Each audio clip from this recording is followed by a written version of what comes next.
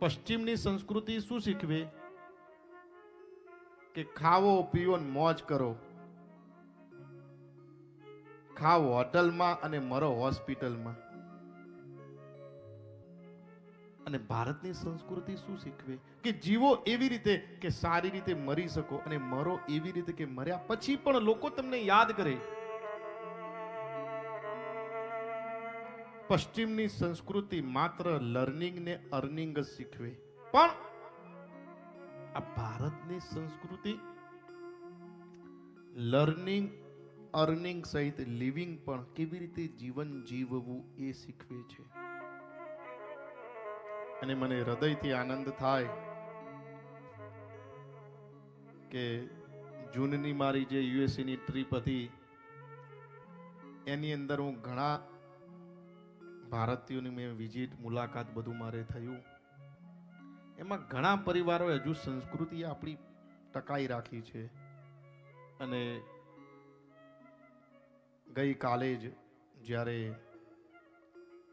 નીતિનભાઈ સાથેનો બધો વાર્તાલાપ થયો તો ખૂબ એ ભાઈઓની એકતા અને સંસ્કૃતિ ખૂબ મહત્વનું છે કે વિદેશની ધરતી પર રહીને પણ સનાતન સંસ્કૃતિ, એકતા, પરિવાર, ભયની ભાવના. નહીં તો વિદેશની અંદર 3 વસ્તુ મળવી બહુ અઘરી. એક તો સ્નેહ, સંબંધ અને સ્વાદ. આ 3 વસ્તુ ના મળે. સંબંધ બરાબર ને, તમે ઘણી અનુભૂતિ કરી. સ્નેહ ના હોય, પ્રેમ મળે નહીં, ઉપર છલ્લો સ્નેહ મળે. સંબંધનું કોઈ મૂલ્ય નહીં ત્યાં. આપણે હવે બધા આ એનિવર્સરી બધું હવે બધું ઉજવવા માંડ્યા છે. આપણે ના ઉજવાય હો હકીકતે. એ લોકો કેમ ઉજવે કે હાસ 1 વર્ષ પૂરું થયું ભાઈ.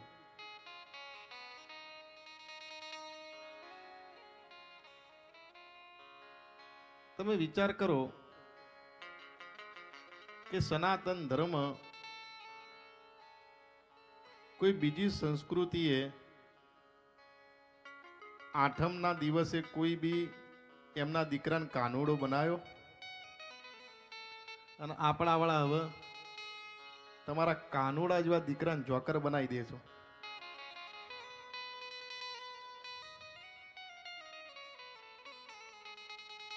આપણે સનાતનને પકડી રાખવો. આપણો ધર્મ બહુ મજબૂત છે અને કોઈ બીને પતનના માર્ગે લઈ જવો ને તો ધર્મથી તમે વિમુખ કરો, આપોઆપ પતન થઈ જાય.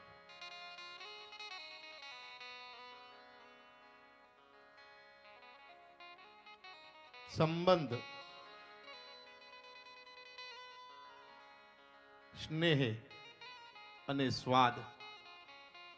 આપણા અહીંયા ભારતીય જેવું જમવાનું ના મળે, અને એમાં જો મારા જેવા શોખીન હોય તકલીફ નો પાર નહીં.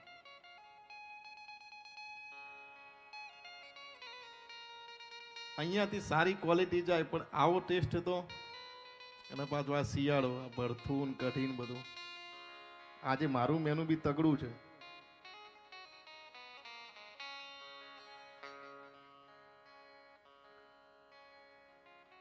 પશ્ચિમની સંસ્કૃતિ લર્નિંગ અને અર્નિંગ પણ લિવિંગ કેવી રીતે જીવન જીવવું. અને હું તો દરેકને કહું કે વર્ષે 1 વાર ઇન્ડિયા આવું.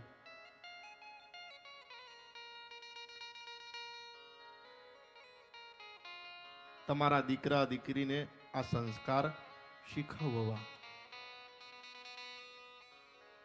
ખૂબ મહત્વનું છે. નહીં તો જ્યારે શરીર કામ નહીં કરે, સાથ નહીં દે, ત્યારે આની કિંમત થશે. વ્યક્તિ અને વસ્તુની કિંમત 2 સમયે જ થાય. વ્યક્તિ અને વસ્તુ આની કિંમત 2 જ સમયે થાય. એક તો ન મળ્યું હોય ત્યાં સુધી, અને બીજું ગુમાવ્યા પછી. હોય ત્યાં સુધી તમને કદર ના હોય, પણ જે તમારી સાથે હોય એની કદર કરો. એનું તમે ગ્રેટિફિકેશન માનો.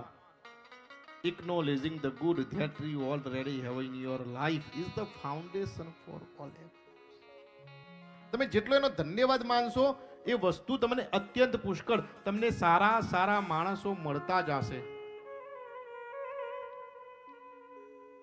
જે તમારી પાસે સારું હોય ને એનું ધન્યવાદ માનો કે ભગવાન બસ મને સ્કૂટર આપ્યું, તારો ખૂબ ખૂબ આભાર. અને જ્યારે સ્કૂટર ઉપર બેસો, બાઇક ઉપર બેસો, એક્ટિવા ઉપર બેસો, એનું ધન્યવાદ માનો કે તારો ખૂબ આભાર. એ અત્યંત પુષ્કળનો પાયો થશે. ભગવાને તમને કાર આપી હોય તો ધન્યવાદ માનવો. હું જ્યારે બી મારી કારમાં બેસું, હું તો એકલો જોઉં. આ કથામાં બધું તાકજમ રાખવું પડે, નહીં તો ન કોઈ ગુરુ ન કોઈ ચેલા, મેલે મેં અકેલા ઓર અકેલે મેં મેલા. જ્યારે કોઈ કહે કે લાકડે બાપડું જોડે રહેવાનું છે, ત્યારે એને જોડે રાખો છે, કોઈ જોડે રાખવા જ નહીં. જ્યારે બી હેમંતભાઈ કારમાં બેસું, તમે તો સેલ્ફ ડ્રાઈવ કરું હું, એટલે એની મજા અલગ. જીવનના મારા 98% પ્રશ્ન સોલ્વ થઈ ગયા. હું એકલો જઉં હો, એટલે કોઈએ મગજમાં એવું વિચાર્યું કે બાપુ હોય તો 4-5 જણા જોડે હોય. આ તો કથા છે એટલે પરાણે રાખવા પડે છે. મને તો 1% રસ નથી. અને મારું તો કામકાજ બહુ અલગ છે. અત્યારે 5 એફડી કરી છે, અલગ કાર્ય માટે.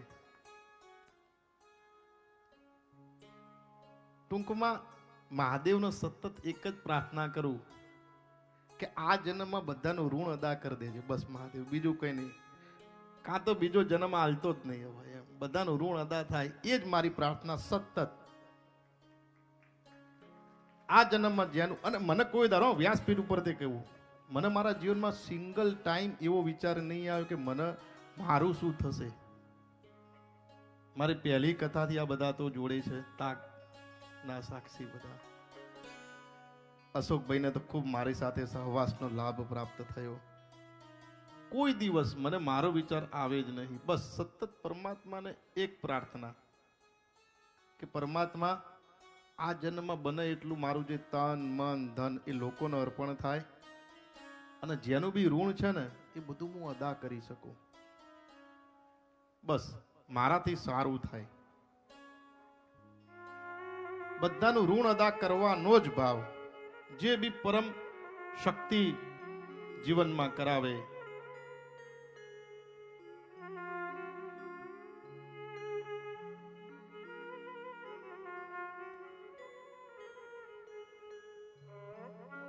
શ્વાસે શ્વાસે રહે મહાદેવ.